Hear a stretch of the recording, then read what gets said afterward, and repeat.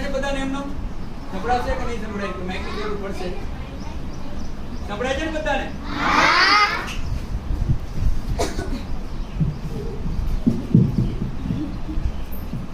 ચાલો તો માઈક પણ સાથે અને માઈક વિના પણ જેમ ટૂંકમાં ન સંભળાય તો કહેજો, બરાબર છે? વચ્ચે વચ્ચે ક્યાંક હસવું આવે, આનંદ આવે અને કંઈક નવું શીખીશું. તો મેં તમને કીધું હતું ને, મારો મિત્ર મારી સાથે છે બેગની અંદર. તો આ મિત્ર છે ને એનું નામ પણ છે, બરાબર છે?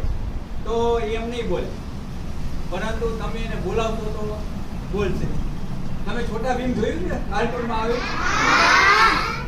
એની અંદર એક વાંદરો હોય છે, ખબર છે? શું નામ છે એનું? જગ્ગુ.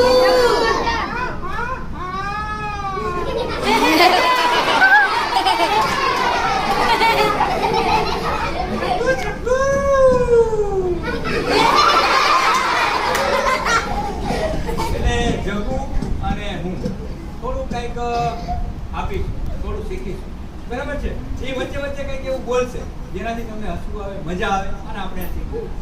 મારું નામ જોશી સર છે અને જોશી સર વિથ જગ્ગુ બંને થોડી ઘણી મસ્તી મોજ સાથે, ડાન્સ સાથે ગમત, બરાબર? તો આપણે ખાસ તો પેલા ભણવું હોય તો પેલા શરીર સ્વસ્થ જોઈએ. તો શરીર સ્વસ્થ માટે શું કરવું જોઈએ? તો કે મેન વસ્તુ આવે ખોરાક. તો આપણે શું જમવું જોઈએ? પાણીપુરી. એટલે પાણીપુરી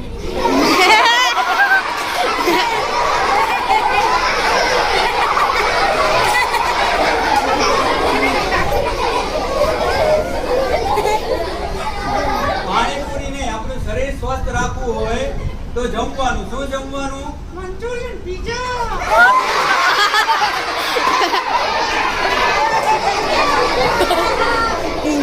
મંચુરિયન, પીઝા આ બધું જગ્ગુને પણ ભાવે છે, પાણીપુરી ને બધું આપણને પણ ભાવે છે.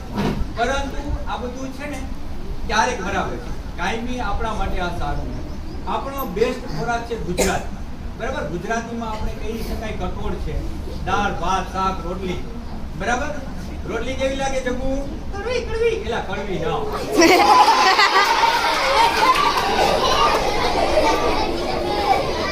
રોટલી રોટલાથી શું થાય જગ્ગુ? બટકા ભરે. એલા બટકા ભરે. પરંતુ આપણે રોટલી રોટલા ખાઈએ એટલે ખરેખર આપણને બટકા ભરતા એવું લાગે. આપણે જમવામાં ત્યાં મમ્મી પપ્પા સાથે આપણે કજિયા કરીએ, મમ્મી પપ્પા આપણને રોટલી